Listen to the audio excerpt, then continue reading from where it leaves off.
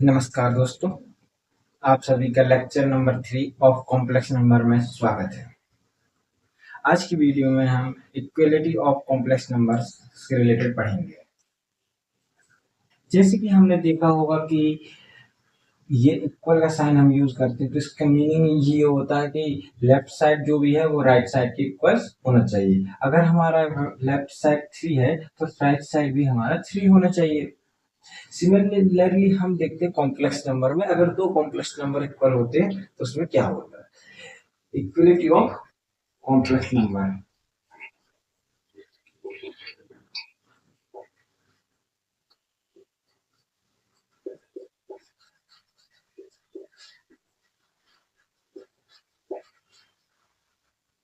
तो हमने कहा कि Z1 एक कॉम्प्लेक्स नंबर है, let's say X1 plus IY।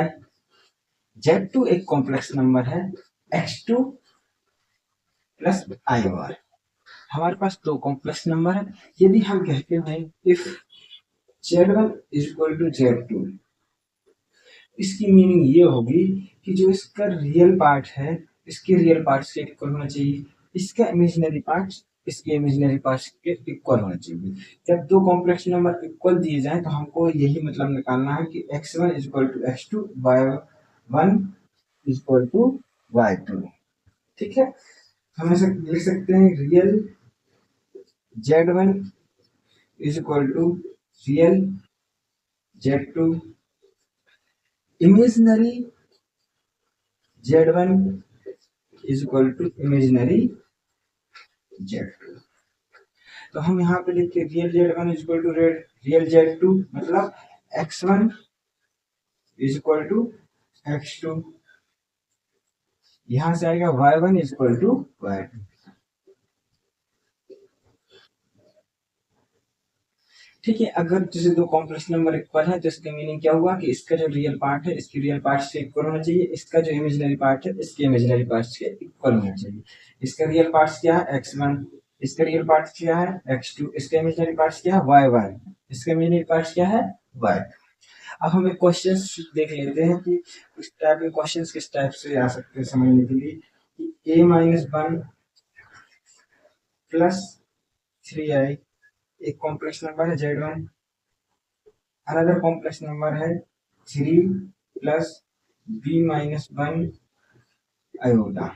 अब उसमें पूछा कि a एंड b की किस वैल्यू के लिए दो कॉम्प्लेक्स नंबर इक्वल हैं, a एंड b। तो हम क्या करेंगे, z1 equal to z2, z1 equal to z2 का मीनिंग क्या होगा, ये जो रियल पार्ट है इसका इसके रियल पार्ट्स इक्वल होना चाहिए। हम कर सकते हैं कैसे, a-1 इज इक्वल टू 3, यहाँ से आ गया a इज इक्वल टू 4। अब सिमिलरली हम इमेजिनरी पार्ट्स को भी इक्वेट कर सकते हैं। तो इमेजिनरी पार्ट्स क्या है, 3 इज इक्वल टू b-1। तो v कितना आ जाएगा 4।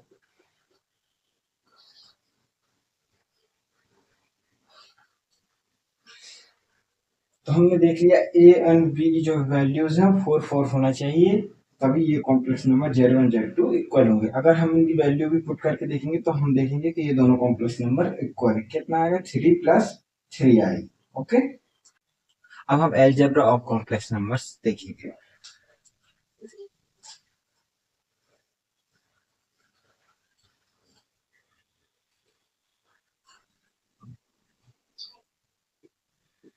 Basically algebra of complex numbers में जैसे हम सीखेंगे कि किस तरीके से दो कॉम्प्लेक्स नंबर को ऐड करते हैं, सब्ट्रैक्ट कैसे करते हैं, मल्टीप्लिकेशन करते हैं एंड डिवीजन करते हैं। ठीक है, और भी प्रॉपर्टीज हम देखेंगे।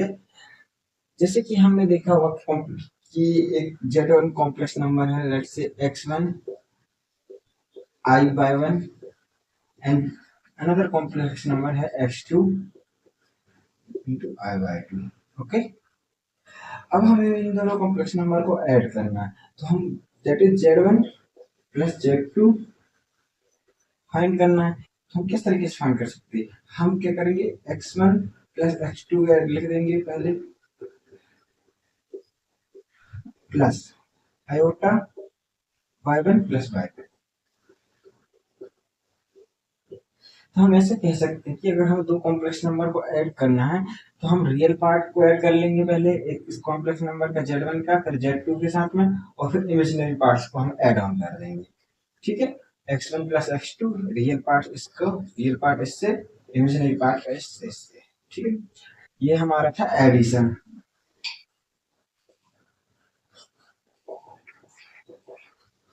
Addition of complex number. अब हम देखते हैं सब्ट्रैक्शन।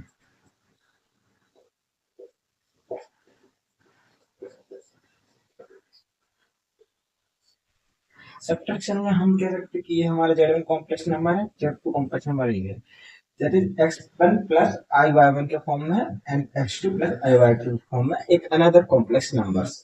तो हमें सब्ट्रैक्ट करना है, हमने कहा Z1 माइनस Z2 से ये, तो हम इसको पहले ऐसा ऐसा लिख भी सकते, रियल इसके रियल पार्ट को इसके रियल पार्ट से सब्ट्रैक्ट करना, इसके इमेजिनरी पार्ट को इसके इमेजिनरी पार्ट को सब्ट्रैक्ट करना रहता है। हम इसको ऐसे भी लिख सकते हैं x1 plus i/1 minus x2 plus i/2, x1 minus x2 plus i common ले लेंगे यहां से y1 माइनस y2।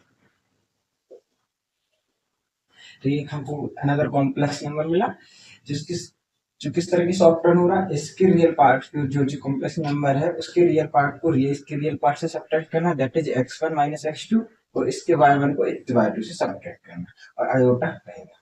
ठीक है, तो ये हमने देख लिया एडिशन एंड सब्ट्रैक्शन कैसे करते हैं कॉम्प्लेक्स नंबर्स में। अब हम देखते हैं मल्टीप्लिकेशन।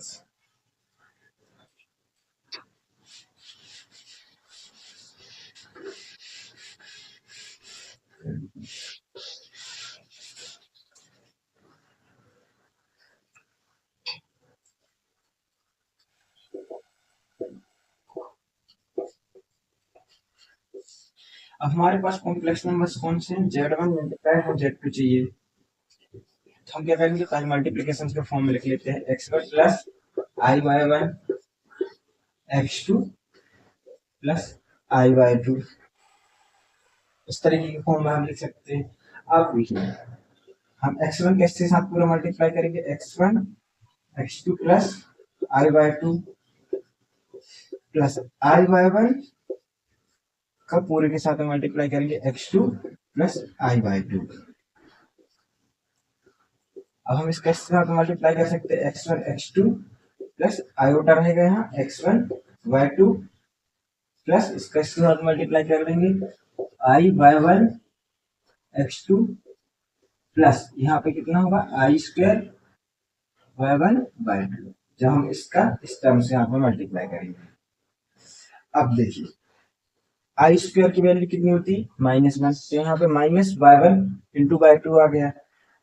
ये भी एक रियल है x1 x2, और ये भी रियल है, तो हम इन दोनों को साथ में लिख सकते हैं x1 इंटू x2, i² के यहाँ पे क्या हो जाएगा -1/2 प्लस आयोटा हम कॉमन से निकाल सकते हैं, इनमें से हम कैसे लिख सकते हैं x1/2 प्लस y1 x2।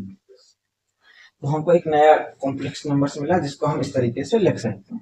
तो ऐसा कुछ फॉर्म भी हो सकती है जैसे 3 + 4i, 3 + 3i, तो एक अनदर कॉम्प्लेक्स नंबर आएगा, प्रोसीजर सेम रहेगी। हमको यहाँ पे याद ध्यान रखना है कि i² की वैल्यू -1 होती है।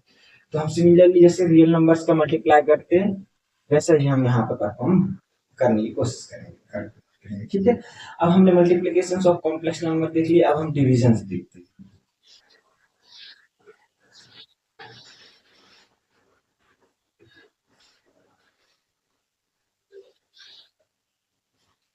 डिवीजन बात रिलेटेड देखते हैं, डिवीजन ना। अब डिवीजन देखते हैं, that is Z1 upon Z2। अब हमको Z1 अपॉन Z2 फाइंड करना है, दो कॉम्प्लेक्स नंबर को डिवाइड करना, Z1 को बाय Z2। हमारा कॉम्प्लेक्स नंबर क्या था, x1 प्लस i/1, अज्यूम कर लिया कि x2 plus i/2 complex numbers हैं। अब जैसे कि हमने देखा होगा कि हम जब एक हमारे पास ऐसा फॉर्म रहता था √3 - 1 1 - √2, तो हम कहते थे कि रैशनलाइज करना इस टर्म को, मतलब डिनोमिनेटर से रूट की टर्म्स को हटाना है, तो उसके लिए हम क्या करते थे, one plus root two, one plus root two multiply करते थे ऊपर नीचे, जिसके कारण जब हम मल्टीप्लाई करते थे तो हमको यहाँ से A minus B A plus B का फॉर्मूला लग जाता था, जो कि हमने पढ़ा था, A minus B into A plus B is equal to A square minus B square. तो इस तरीके से A square minus B square हमने फार्मूला लगा दिया। अब जब हमने फार्मूला लगा दिया तो यहाँ पे देखते हैं तो one square minus root two का स्क्वायर आएगा, तो यहाँ से रूट टू टर्म्स, रूट वाली टर्म्स हट जाएगी। सिमिलरली यहाँ पे जब हम डिवाइड करते हैं दो कॉम्प्लेक्स नंबर को, एक कॉम्प्लेक्स नंबर को दूसरे कॉम्प्लेक्स नंबर से, तो हमको यहाँ पे आयोटा की टर्म्स को हटाना पड़ता है। तो हम हटाना पड़ता है, तो इसके लिए हम क्या कर सकते हैं, x two minus i by two upon x two minus i by two, हम ऊपर नीचे न्यूमरेटर और डिनोमिनेटर में x two into minus i by two का मल्टीप्लाई कर देंगे। तो यहाँ पे यहाँ ध्यान रखना, इसका हम साइन चेंज कर देंगे, ठीक है, फिर मल्टीप्लाई करेंगे ताकि हम ये आइडेंटिटी लगा सके। अब इन दोनों का मल्टीप्लाई करना है, x one plus i by one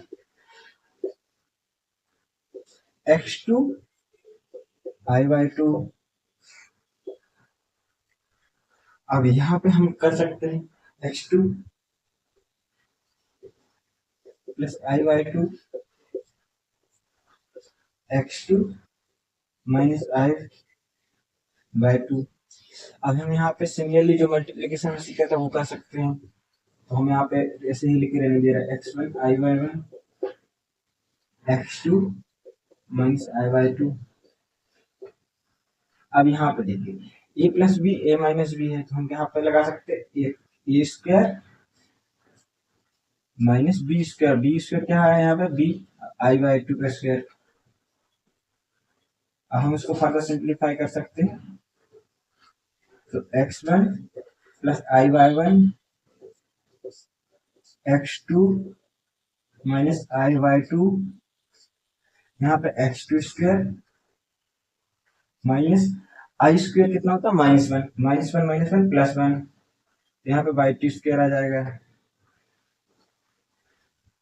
तो इस तरीके से हम डिवीजन परफॉर्म कर सकते हैं। अब हम दूसरी प्रॉपर्टीज देखते हैं कॉम्प्लेक्स नंबर की, दैट इज कम्यूटेटिव प्रॉपर्टी।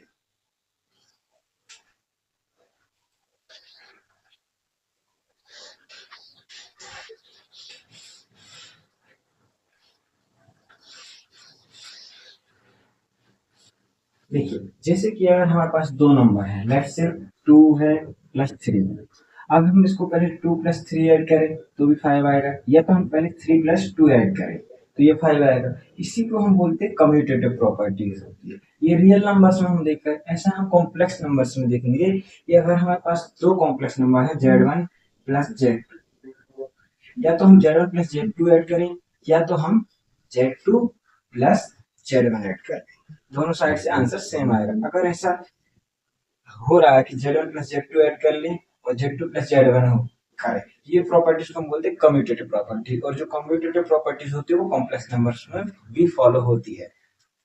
अब सिमिलरली मल्टीप्लीकेशन में भी होता है, ऐसे हम देख सकते हैं 3 मल्टीप्लाई 4 करें या फिर 4 मल्टीप्लाई 3 करें, दोनों से आंसर 12 भी आएगा। ऐसे ही हमारे कॉम्प्लेक्स नंबर्स में भी होता है, Z1 मल्टीप्लाई Z2 कर लें या तो हम Z2 मल्टीप्लाई Z1 कर लें, ठीक है। Z1 Z2 क्या है, कॉम्प्लेक्स नंबर्स, इसी को हम बोलते हैं कम्यूटेटिव प्रॉपर्टी,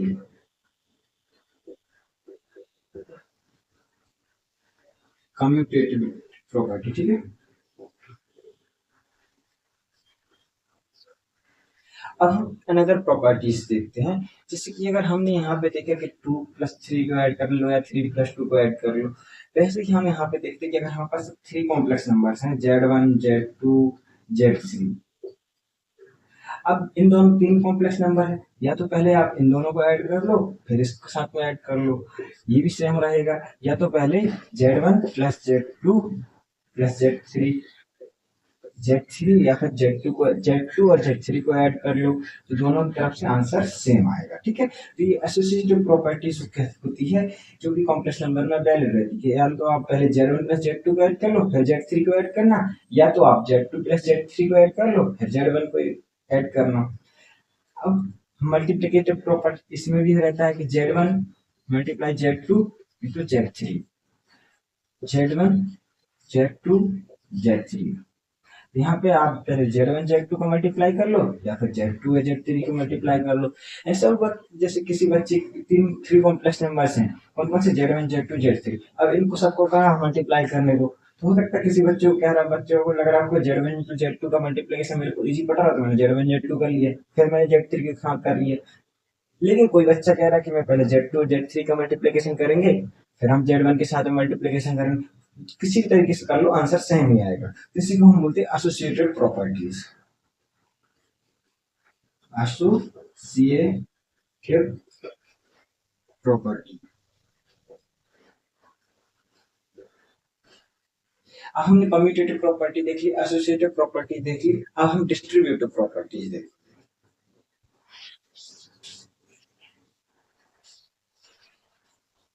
डिस्ट्रीब्यूटिव प्रॉपर्टी,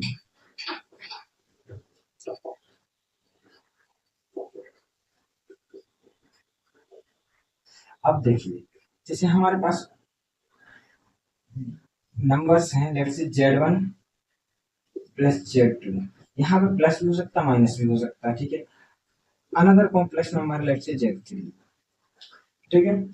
तो ये जो डिस्ट्रीब्यूटिव प्रॉपर्टीज होती है वो ये कहती है कि आप Z3 को यहाँ पे डिस्ट्रीब्यूट कर सकते हैं। डिस्ट्रीब्यूट करने का मतलब Z3 के Z1 से भी मल्टीप्लाई कर सकते हैं, Z3 का Z2 के साथ भी मल्टीप्लाई कर सकते हैं। तो इसी को हम बोलते हैं डिस्ट्रीब्यूटिव प्रॉपर्टी। यहाँ पे डिस्ट्रीब्यूट हो गया Z3 into Z1 plus minus Z3 minus into Z2। अब किसी क्वेश्चन में यहाँ प्लस होगा तो भी ठीक है, कोई क्वेश्चन में माइनस होगा तो भी ठीक है ना। यहाँ पे प्लस माइनस का मीनिंग ही यही है कि यहाँ पे कभी प्लस भी हो सकता है, चल जाएगा, यहाँ पे -1 भी हो सकता है। कोई ऐसी क्वेश्चन है जहाँ तुमको Z3 Z1 प्लस Z2 मिल रहा है, तो यहाँ पे भी तुमको प्लस के साथ जाना है, तो यहाँ पे भी Z3 Z1 plus Z3 Z2 आ जाएगा।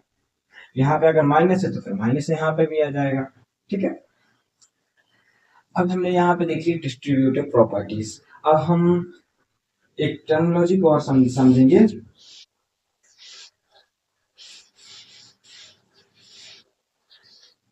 जैसे हमारे पास अगर हम कॉम्प्लेक्स नंबर है Z प्लस Z, ठीक है, तो हम यहाँ पे एडिशन है, अगर हम कहीं लिखा मिलता है -Z, हम इसको क्या कह सकते हैं कि ये एडिटिव एडिशन है, इनवर्स एडिटिव है ना, इनवर्स एडिटिव। और कई बार हमको जैसे अगर मान लो 1/Z मिल गया, हम इसको बोल सकते हैं मल्टीप्लिकेटिव इनवर्स। ये एडिटिव इनवर्स हो गया, ये मल्टीप्लिकेटिव इनवर्स, ठीक है। अब हम आगे भी मूव ऑन करेंगे, एक क्वेश्चंस देखते हैं।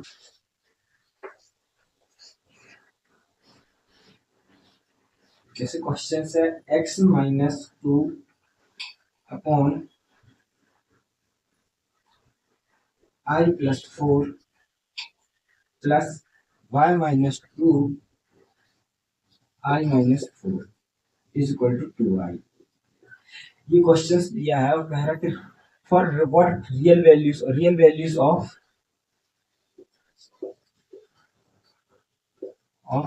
x एंड y, ये हमको फाइंड करना, हमें रियल वैल्यूज फाइंड करनी है किसकी, x की एंड y की।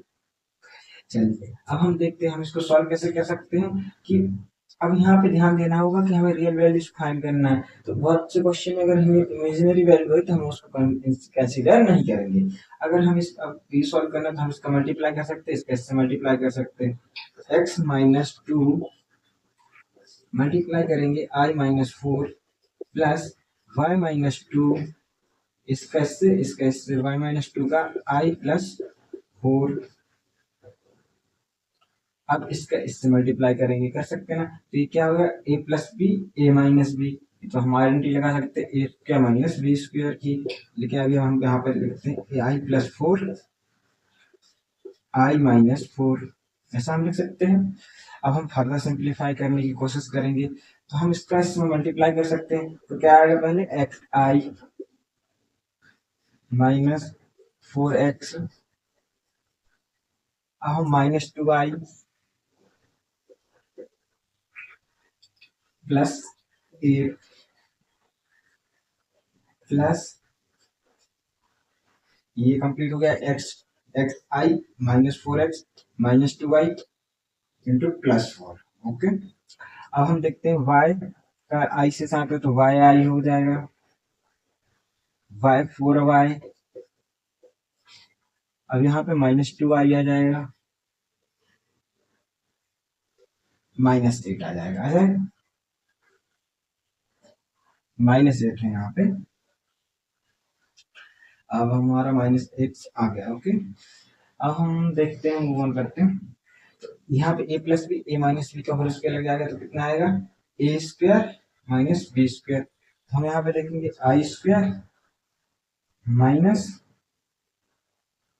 4 स्क्वायर। ठीक है, अब हम यहाँ पे देख रहे हैं क्या कोई कैंसिल हो इनके टर्म, -2i -2i कोई भी कैंसिल नहीं हो रहे, तो हम इमेजिनरी पार्ट्स को अलग लिखते हैं, रियल पार्ट्स को अलग लिखते हैं। ठीक है, तो रियल पार्ट्स क्या है हमारा, -4x, 8 कैंसिल हो रहा है, -8 + 8 कैंसिल हो रहा है, तो यहाँ 4x आ गया और कौन सा आ गया, 4y आ गया। ठीक है, तो हमारा -4x लिख सकते हैं, -4x 4y +4y। अब हम इमेजिनरी पार्ट्स को लिख लेते हैं, तो हमारे इमेजिनरी पार्ट्स क्या होंगे, हम आई को बाहर निकाल लिए तो हम सिर्फ एक्स लिखना होगा, एक्स। अब यहाँ पे हम क्या देख रहे हैं, -2, अब ये -2 और ये -2 ऐड हो जाएंगे, कितना होगा, -4। हम यहाँ पे -4 लिख सकते हो, आई को बाहर ले लिया तो ये हो गया। अब फिर हमारा y बच्चा y आई। ओके, ये भी बच्चा हमारा y आई, तो अब हमने सब लिख लिए। ठीक है, अब हम डिनोमिनेटर में देखेंगे तो क्या आ रहा है हमारा, आई स्क्वायर कितना हुआ, -1, तो -1 -16 हो जाएगा, यहाँ पे 4 का स्क्वायर कितना होता है, 16, तो -1 -16 -17 इक्वल टू, अब हमारा ये क्या है, 2i, तो हमारे यहाँ 2i लिख सकते हैं हम। अब हम इसका जो डिनोमिनेटर में है उसको हम राइट साइड शिफ्ट करेंगे तो मल्टीप्लीकेशन में आ जाएगा, तो हम इसको ऐसे सिंप्लीफाई करके लिख सकते हैं, 4x + 4y plus iota x + y -4 -34i। अब यहाँ पे देखिए, ये हमको एक कॉम्प्लेक्स नंबर दिख रहा है, ये भी एक कॉम्प्लेक्स नंबर है, प्रोवाइड हम यहाँ 0 लिख देते हैं, 0 लिखने से कोई भी इम्पैक्ट नहीं पड़ेगा, हमने यहाँ पे 0 लिख दिया। तो हम देख पा रहे हैं कि ये भी एक कॉम्प्लेक्स नंबर, ये भी कॉम्प्लेक्स नंबर, मतलब इसका रियल पार्ट इसके रियल पार्ट के इक्वल होना चाहिए, इसका इमेजिनरी पार्ट इसके इमेजिनरी पार्ट के इक्वल होना चाहिए। चलिए देखते हैं,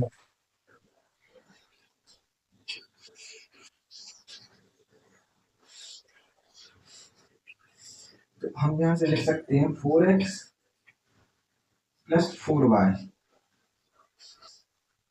= 0, रियल पार्ट से है। अब हम इमेजिनरी पार्ट्स कितना आ रहा, x + y -4 = -34। तो हम इक्वेशन को सॉल्व करेंगे और एक्स वाई की वैल्यूज फाइंड करेंगे। तो हम देख सकते हैं कि x + y इधर पे चला जाएगा, ये तो +4 आ जाएगा, तो -30 आ जाएगा। अब यहाँ पे देखिए, इसको अगर हम शिफ्ट कर सकें, -4x -4y आ जाएगा, तो माइनस माइनस प्लस, यहाँ से आपको मिला x = y, x = y हमको यहाँ से मिल रहा है, तो हमने यहाँ पे x = y पुट कर दिया, y + y = -30। तो हम यहाँ पे क्या देख सकते हैं, 2y = -30, तो हमारा यहाँ आ रहा y = -15, और हमारा जो x है वो y के इक्वल है, हमारा x भी कितना हो जाएगा, -15। आज की वीडियोस में इतना ही, धन्यवाद।